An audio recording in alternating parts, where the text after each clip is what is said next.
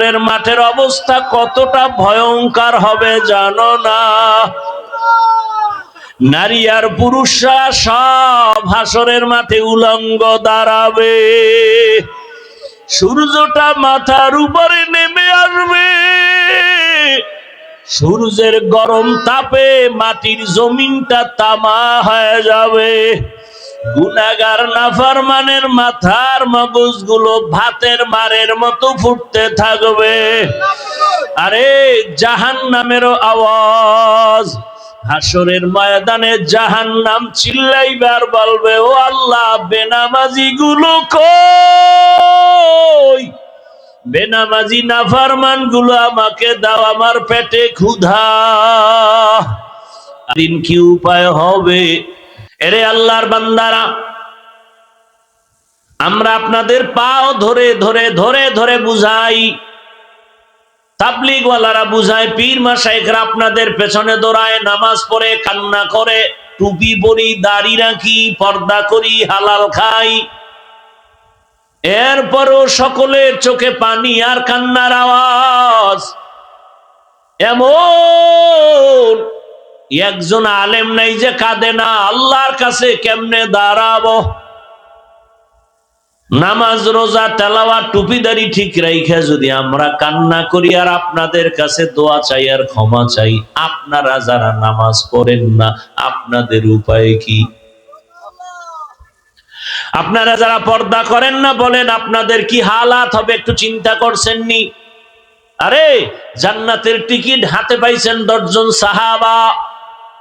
প্রথম হযরত আবু বকর, দ্বিতীয় হযরত ওমর, তৃতীয় হযরতে ওসমান, চতুর্থ হযরতে আলী রাদিয়াল্লাহু আনহুম আজমাইন। জান্নাতের টিকিট তাদের হাতে জমা। তাদের আমল কত সুন্দর, নামাজ কত সুন্দর, তেলাওয়াত কত সুন্দর, তাদের ইখলাস আর তাকওয়া কত সুন্দর। এরপরেও সারাটা জীবন কান্না করে কাটাইছেন। আল্লাহর দরবারে কেমনে দাঁড়াইয়া হিসাব দিব? আল্লাহ তো এই কথাই বলছেন, ওয়া আম্মা মান খাফা মাকাম রাব্বিহি ওয়া নাহান নাফসা আনিল হাওয়া ফাইন্নাল জান্নাতা হিয়াল মাওয়া। আমার আদালতে দাঁড়াইয়া হিসাব দেওয়ার ভয়। যে দুনিয়াতে গুনাহ ছাড়বি, তোকে বিনা হিসাবে জান্নাত দিব। আরে দুনিয়ার মামলা খাইয়া যদি শুনে আগামী 20 দিন পরে আমার আদালতে হাজিরা, উকিল কয় সাবধান, জানি না রায়টা কোন দিকে হয়। 20 দিন আগের থেকে আপনার আমার ঘুম বন্ধ, টেনশন। মামলায় যদি বিচারক আমার রায়টা উল্টা দেয়, উপায় কি? খানাও নাই। স্ত্রী কয় এমন কেন করো? কয় ভালো লাগে না। আদালতে 20 দিন পরে আমার হাজিরা, ওই চিন্তায় ঘুম নাই, খানা নাই। কিন্তু সকল আদালতের বড় আদালত কিয়ামতের আদালত। কেমন আদালত? আম্মা জান আয়েশা বলতেছেন, বলবো?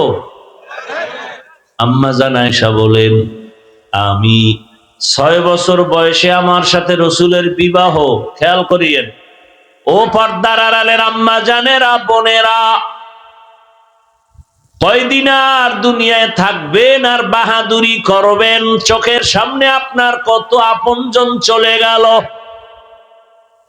আপনার মতো কত মা এই অত্র এলাকায় আছে, 5 ওয়াক্ত নামাজ পড়ে, পর্দা করে, স্বামীর মাল হেফাজত করে, মোবাইলে সময় নষ্ট করে না। এমন মা নাই? ও আম্মা জান বলেন, আপনি কেন পারবেন না? আল্লাহর আযাবের কি ভয় নাই?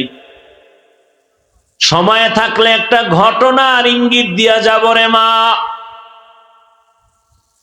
আম্মা জান আয়েশা বলেন, রহমতের নবীর সাথে আমার কয় বছরে বিয়া? 6 বছর বয়সে বিবাহ। 9 বছর বয়সে আমি রসুলের ঘরে গেলাম। আমার বয়স যখন 18, রহমতের নবী তখন দুনিয়া থেকে বিদায় হয়ে গেলেন। আর আমগো দেশে 18 বছরের বোনের তো বিয়াই হয় না। কি 18 বছরে বিয়া হয় না? তো হয় না, বরং এর উপরে আবার আগুন জ্বালায় দিছে, কয় বাল্য বিবাহ হবে না, বাল্য বিবাহ বন্ধ। হয়তো বাল্য বিবাহ চলবে না তো কি চলবে? কয় আকাম চলবে। আকাম, আকাম চালাও, বিবাহ চলবে না। আকাম কেমনে করবি? বইয়ের মধ্যে শিখাবো, রেডি থাক। কেমনে আকাম করবি, প্রেম কেমনে করবি, এগুলো শিখাইবে ক্লাসে।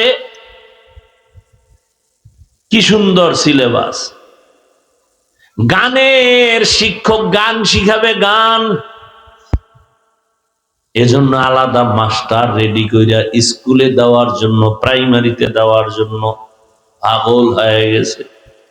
আমগো শিক্ষানীতির যারা মুরব্বী তার মানে কুকুর কুকুরনি রাস্তাঘাটে যেমন যৌবনের আদান প্রদান করে, কেমন যেন তারা চায় এই সমাজের মানুষগুলো, যুবক যুবতী যেখানে সেখানে যৌবনের আদান প্রদান করবে, দেশটাকে জাহান্নামের আখড়া বানাবে, বেশ্যাপাড়া বানাবে, প্রস্কোয়াটার বানাবে। হুজুর যদি বয়ান না করতো, মাদ্রাসা না থাকতো, কত আগে জানি এটা জাহান্নামের বাগান হয়ে যেত। ওলামায়ে কেরাম যখনই মাঠে নামে, কয় পারবে না, পারবে না। পারে না কোনটা বলো? ওলামায়ে কেরাম যেখানে নামছেন আন্দোলনে, কামিয়াব হয়ে গেছেন। কোন নাস্তিক, কোন বেঈমান কর্মসূচি দিয়া আগাতে পারে নাই। বাল্য বিবাহ হবে না, আকাম কিন্তু চলতেই আছে। জেনা চলতেছে, প্রেম করে, কোনো বাধা নাই। এগুলো বললে যুবক রাগ করিস না, আমি তোর কল্যাণ চাই। এই তুই এখন আকাম করবি, বিয়া টিয়া করিস না। আমি কথা যা বলি একেবারে কাটসাট কইরা বলি, এতে আর কোনো ঘুরানি ফিরানি নেই। তুই যদি মেয়ের চরিত্র নষ্ট কর, বিয়া টিয়া করিস না। কারণ তুই 4-5টা মাইয়ার চরিত্র নষ্ট কইরা যদি বিয়া করো, ওই মাইয়া তোর ঘরে একটা আসবে, ওটা বউ হইয়া আসবে না, জল্লাদ হইয়া আসবে। 4টা মাইয়ার চরিত্রের জুতার বাড়ি দিয়া জাল মিটাবে। এ বাচ্চা থাকলে আমারে বলিস, আর যদি মইরা যাই কবরে গিয়া জুতা মারিস যে হাফিজ মিথ্যা বলছিলি কেন? জুতা মারিস আমার কবরে, লেখা রাখ। তোর চরিত্র যেমন, তোর বউ যেটা হবে তার চরিত্র তেমন। কোরআনের আয়াত, আল খবিসাতু লিল খবিসিন, খবিসের সাথে খবিসা। না হুজুর, আমার ডানা কাটা ভরি। কোরআনের কসম খাইছে, কোরআন শপথ করছে, কোরআন মাথায় নিয়ে মাইয়ায়। আমি বললাম বল ওই মাইয়ার সিরিয়াল কত? কোরআন নিয়ে মাথায় শপথ খাইছে, আবার সিরিয়াল কি? আমি বললাম তোর সিরিয়াল যত, মাইয়ার সিরিয়ালও তত। তুই যদি 3 মাইয়ার পরে এই মাইয়ার সিরিয়াল হয় 4, ভালো করে লেখা রাখ, ওই মাইয়ারও 3 ছেলের পরে তুই সিরিয়াল 4। তোরে ফকির বানায়া, ভিক্ষুক বানায়া, তারপরে হিজরতে যাবে তোর ওই বউ। কি হাসো না? টের পাবি যে জুতার বাড়ি খাবি, ওদিন টের পাবি। হাস, বাইরে হয়ে যাব। আমি হাসির জন্য বলি নাই, আমি কথা বলি অল টাইম, আমার কলিজার থেকে কথা বলি, চূড়ান্ত মোহাব্বত নিয়ে কথা বলি। একটা মানুষকে জাহান্নাম থেকে বাঁচাবার জন্য বলি, হৃদয় থেকে বলি, কাউকে খুশি আর বেজার করার জন্য নয়। আমি কলিজা দিয়ে মোহাব্বত করি। আমার কলিজার যুবক কেন চরিত্রহীন হবে? আমার কলিজার যুবকের তো আল্লাহ এই পরিমাণ মেধা দিয়েছেন যে তার একটা যুবকের এক মেধা দিয়া গোটা দুনিয়াটাকে কন্ট্রোল করবে। সেই মেডিসিন আমার যুবকের ভেতরে আছে। নষ্ট হবে কেন? তুমি ইঞ্জিনিয়ার হও, ডাক্তার হও, প্রফেসর হও, তুমি এসপি হও, ডিসি হও, ওসি হও, এমপি হও, মন্ত্রী হও, চেয়ারম্যান মেম্বার হও, তোমার মধ্যে এত মেধা, গোটা দেশটাকে কন্ট্রোল করার ক্ষমতা আছে, কিন্তু চরিত্র যদি নষ্ট করো, খোদার কসম মৃত্যু পর্যন্ত কেউ তোরে চাকরিতেও রাখবে না, ব্যবসায়ও নিবে না, ধুকে ধুকে কান্না করে মরা লাগবে। চরিত্রহীনের কেউ চাকরিতে নেয়। আমাকে হুজুর বাদ দেন না, হুজুর বাদ, আপনাকে লাইনে কেউ আপনারে ভালোবাসা নিবে চাকরিতে? জীবনের অমূল্য সম্পদের নাম সুন্দর চরিত্র। হেলায় খেলায় জীবন কাটাইলি রে যুবক, কয়দিন আর যৌবনের বাহাদুরি করবি? কয়েকদিন আগে কি ফেসবুকের মধ্যে তোমরা দেখো না রে বাবা, বিদেশ থেকে টাকা অলংকার নিয়ে আসছে, বাড়ি যাবে, এয়ারপোর্টে নামছে, গাড়িতে স্ত্রী সন্তানরা আগায় নিতে আসছে, গাড়িতে আনন্দ মিছিল দিয়া দিয়া বাড়ি যায়, বাড়ির কাছাকাছি যায়, গাড়িটা পানির মধ্যে ভরে গেছে। কয়েকদিন আগে না, লোকটা কানতেছে, স্বর্ণ অলংকার হাতে নিয়া। আরে মানুষ বিয়া কইরা খাইয়া না খাইয়া বউ মাইয়া নিয়ে এক জায়গায় থাকলো, একটা আনন্দ আছে। আমার কপাল কেন এত খারাপ, টাকার জন্য বিদেশ গেলাম না, বউ সন্তানের আনন্দ পেলাম, কিছুদিন পরে আসছি, অলংকার টাকা নিয়ে কয়েক মাস থাকবো, পরে আবার যাব, কিন্তু আমার কপাল বড় খারাপ, আমার হাতের উপরেই আমার বাচ্চাটা মরে গেল, আমার হাতের সামনে, চোখের সামনে আমার স্ত্রী মারা গেল। আজকে তুমি সুন্দরভাবে বয়ান শোনো, কালকে এই সময় আল্লাহ মাফ করুন বুঝাবার জন্য বলি, হতে পারো হসপিটালের রোগী, হতে পারো কবরের বাসিন্দা, দুনিয়াটা কিছুই না রে মুমিন, এখনো সময় আছে, তওবা করো। আম্মা জান আয়েশার কথা বলতেছিলাম, 6 বছরে বিবাহ, নবীর ঘরে আসছেন কয় বছরে? 18 বছর বয়সে রসুল দুনিয়ার থেকে চলে গেলেন, নবীর ঘর করলেন আম্মা জান কতদিন? কি মাত্র 9 বছর। এই 9 বছরে আম্মা জান নবীর দোয়া পাইয়া কতটুকু আগায় গেছেন। দুনিয়াতে যত তাফসির করনেওয়ালা, কোরআনের প্রথম তাফসির করনেওয়ালা আম্মা জান আয়েশা। আম্মা জান আয়েশা বলেন, আমি 2000-এর উপরে হাদিসের হাফেজা হয়ে গেছি। আপনারা কয়টা পারেন? আম্মা জানরা কয়টা পারে? হ্যাঁ, जिंदगी में बंदगी तू करना है,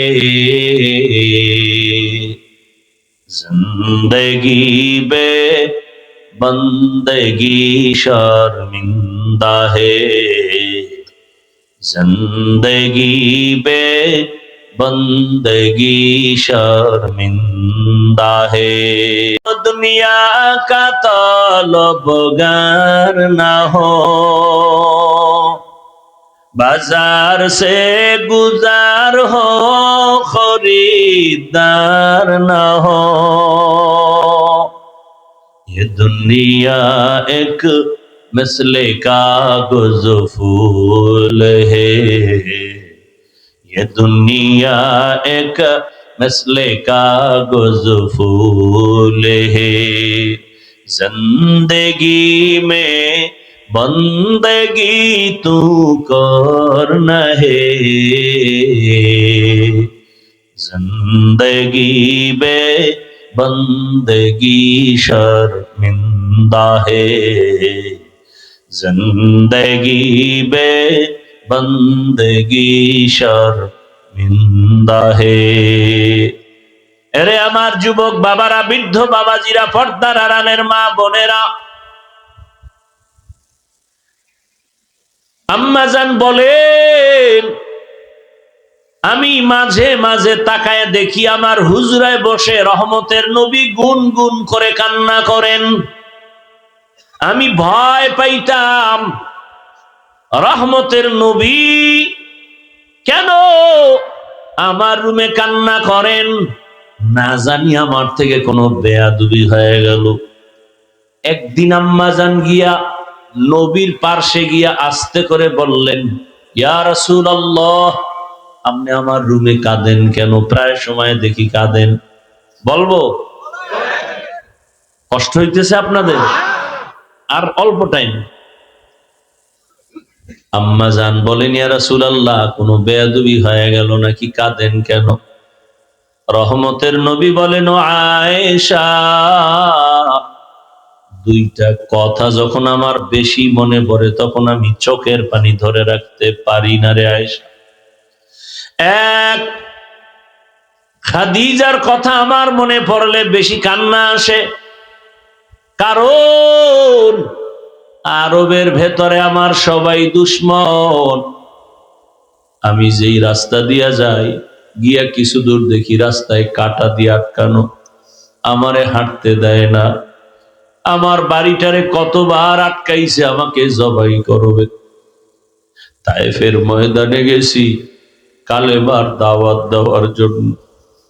কাফের বেঈমানেরা বাচ্চাগুলোকে বলে, ওই মক্কার পাগল আসছে, পাথর মেরে তাড়ায় দাও। বাচ্চাগুলো ছোট ছোট পাথরগুলো বৃষ্টির মতো মারা শুরু করলো। ও আয়েশা, জানো না আমার শরীরের মধ্যে মশা মাছি পড়া আল্লাহ হারাম বানায় দিয়েছে। সূর্যের গরম আমার শরীরে লাগে না, আমি সইতে পারবো না, মেঘের খণ্ড ছায়া দেয়। আমার শরীরের ঘাম থেকে মেশকের ঘ্রাণ। ওই কাফেরের ছোট ছোট বাচ্চাগুলো আমার পিছনে এমন ভাবে শুরু করলো, ছোট ছোট পাথরগুলো যখন মারতেছে, আমার নরম শরীর থেকে রক্ত বের হওয়া শুরু হলো। রক্ত পড়িয়ে আমার জুতা পর্যন্ত আটকায় গেছে। আমি চোখের পানি ছাড়ি আর কান্না করি, আর আমার দিল থেকে দোয়া করি, হে মালিক,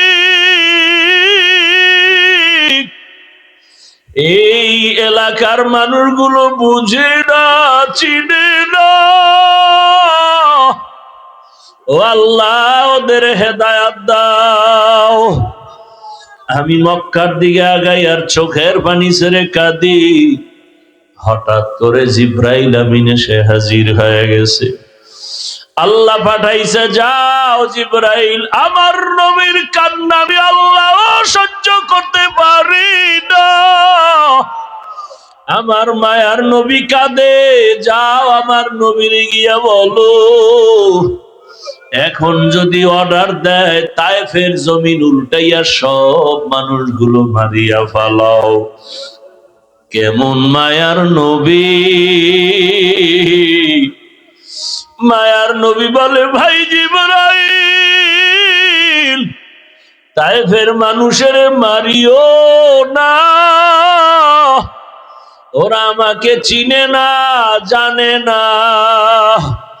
যদি ওরা জানতো আমি দুনিয়ার ইয়তীম,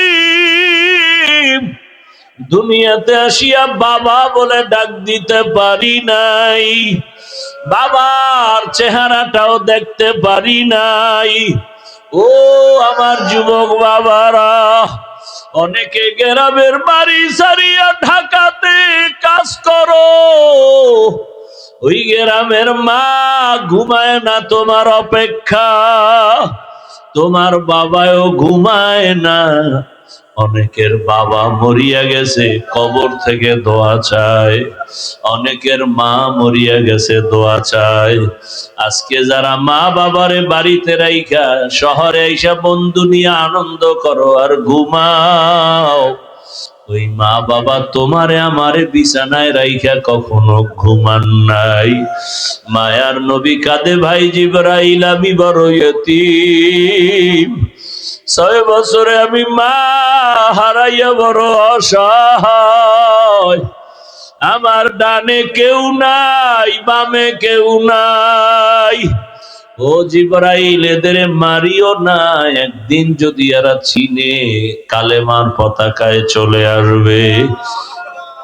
ও আয়েশা, আমি এত কষ্ট করিয়া দিনের দাওয়াত দিয়া যখন রাতের বেলা ঘরে আসতাম, যত রাত্রই হতো আমি ঘরের সামনে আসিয়া আসসালামু আলাইকুম ইয়া আহলাল বাইত কথাটা বলা মাত্র ঘর থেকে আওয়াজ আসতো, লাব্বাইক ওয়া সাআদাইকা ইয়া রাসূলুল্লাহ। খাদিজার কণ্ঠে আওয়াজ। আমি বলতাম, খাদিজা আপনি কি রাতের গভীরে ঘুমান না? খাদিজা চোখের পানি ছেড়ে কাঁদতেন আর বলতেন, ও রবি, আমি জানি আপনার মা নাই, আপনার বাবা নাই। আমি খাদিজা দুইজন স্বামী বিদায়ের পরে আপনার ঘরে আসছি। আবার একাধিক সন্তান রেখে আমি আপনার ঘরে আসছি। আমি সন্তানের মায়া বুঝি। আপনার চারদিকে দুশ্মন। আপনার মা যদি থাকতেন, আপনাকে বাহিরে রেখে মা ঘুমাইতেন না। ওরে সন্তানেরা জানো না যে মা কেমন মায়া করে। ওরে তুমি মাকে বাড়িতে রাইখা আনন্দ করো, খবর নাও মায়ের চোখে ঘুম নাই। ওরে বাবারে কবরে রাইখা যারা আরামে ঘুমাও, ওই বাবার কবরের কি হালাত। ও সন্তানেরা, বাবা যারা হারাইছো, দুই বোনা চোখের পানি ছেড়ে কাঁদো আর আমার মালিকের দরবারে দোয়া করো। আল্লাহর কাছে চোখের পানি ছেড়ে বাবার জন্য দোয়া করো। ওই মায়ের ঋণ আদায় করা কোনোদিন সম্ভব হবে না। ওই মা তোমার আমার জন্য কত কাঁদলেন, চোখের পানি ছাড়লেন আর কষ্ট করলেন। ওই মা বাবার চোখের পানি আর দোয়া ছাড়াই চেয়ারে বসতে পারি নাই। ওই মা বাবার চোখের পানি আর দোয়া ছাড়া তুমি টাকা পয়সা বাড়ি গাড়ির মালিক হতে পারো নাই। ওই মা বাবারে কবরে রাখিয়া নিষ্ঠুরের মতো কেমনে ঘুমাও? ওই মা বাবার জন্য কি মায়া হবে না রে নিষ্ঠুর? ওই মা বাবার চেহারাটাও কি মনে পড়ে না? ওই মা বাবার কথা মনে পড়লে চোখের পানি ধরে রাখা যায় না। রহমতের নবী কান্না করে, ও আয়েশা আম্মা জান, চোখের পানি ছেড়ে কান্না করেন। নবী বলেন, খাদিজা আমাকে সান্ত্বনা দেয়, ইয়া রাসূলুল্লাহ আপনি যতক্ষণ বাহিরে থাকেন আমি অপেক্ষায় থাকি কখন আসিয়া ডাক দিবেন। আমি যদি ঘুমায় যাই আপনি বাহিরে কষ্ট পাবেন, আল্লাহ বেজার হয়ে যাবে। আমি ঘুমাই না রে ইয়া রাসূলুল্লাহ, আপনার খেদমতের অপেক্ষায় আছি। ও আয়েশা, খাদিজার কষ্টের কাহিনী মনে পড়লে চোখে আমার পানি চলে আসে। আর একটা কথা আমার মনে পড়লে আমি চোখের পানি ছেড়ে কান্না করি।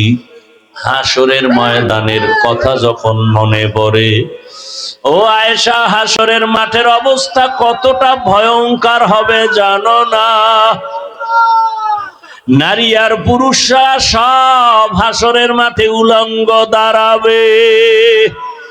সূর্যটা মাথার উপরে নেমে আসবে। সূর্যের গরম তাপে মাটির জমিনটা তামা হয়ে যাবে। গুনাহগার নাফরমানের মাথার মগজগুলো ভাতের মারের মতো ফুটতে থাকবে। আরে জাহান্নামেরও আওয়াজ। হাসরের ময়দানে জাহান্নাম চিল্লাইবার বলবে, ও আল্লাহ বেনামাজি গুলো কই? বেনামাজি নাফরমান গুলো আমাকে দাও, আমার পেটে ক্ষুধা। আরে আয়েশা, সেদিন কি উপায় হবে? জাহান্নামের আওয়াজে হাসরের ময়দানটা থরথর করে কেঁপে উঠবে। ওদিকে আমার আল্লাহ রাগান্বিত হয়ে যাবেন। আল্লাহ রাগ হইয়া আওয়াজ দিবেন, লিমানিল মুলকুল ইয়াউম লিল্লাহিল ওয়াহিদিল কাহ্হার। হাসরের ময়দানটা থরথর করে কেঁপে উঠবে। এ অবস্থা দেখিয়া নবীরা পর্যন্ত কান্না শুরু করবেন। এত কান্নার আওয়াজ। নবীরা কাঁদবেন, আদম নবী কাঁদবেন, মুসা নবী কাঁদবেন, ইব্রাহিম নবী কান্না করবেন। নিজের চিন্তা, উম্মতের চিন্তা থাকবে না। এমন অবস্থা হবে, কঠিন হালাত। আমি রসুল তখন সহ্য করতে না পারিয়া আমি আমার রবের সামনে সেজদায় পড়ে কান্না শুরু করব। ঈসা নবী কাঁদবেন নিজের চিন্তা, মুসা নবী কাঁদবেন নিজের চিন্তা, ইব্রাহিম নবী কাঁদবেন নিজের চিন্তা, দাউদ নবী কাঁদবেন নিজের চিন্তা, আদম নবী কান্না করবেন নিজের চিন্তা। আর আমি যখন কান্না শুরু করব, মাকামে মাহমুদের ভেতরে আমি একটাই আওয়াজ দিব, আল্লাহ আমার উম্মত, আমার উম্মত, আমার উম্মত। আমার একটা উম্মত জাহান্নামে গেলে আমি জান্নাতে যাব না। আয়েশা, আমি তখন আমার উম্মতের চিন্তায় কান্না করব। এখন আমি উম্মতের চিন্তায় কান্না করি। ও নবীর আশেক বাবারা, ও যুবকেরা, তোমার মতো কত যুবক চাকরি করে, ব্যবসা করে, নামাজ ছাড়ে না, লেখাপড়া করে, নামাজ ছাড়ে না। জেনারেল লাইনে তুমি কেন পারবা না? এখনো সময় আছে, তওবা করে নেও। মরিয়া গেল আর নামাজ ছাড়বা না, দাড়ি কাটবা না, বেপরদায় চলবা না, মা বাবার সাথে বেয়াদবি করবা না, শিক্ষকের সাথে বেয়াদবি করবা না, ওলামায়ে কেরামের দোয়া পরামর্শ নিয়া নবীর আদর্শ মেনে চলবা। আল্লাহর কাছে তওবা করো, জীবনে তো গুনাহ কম করো নাই।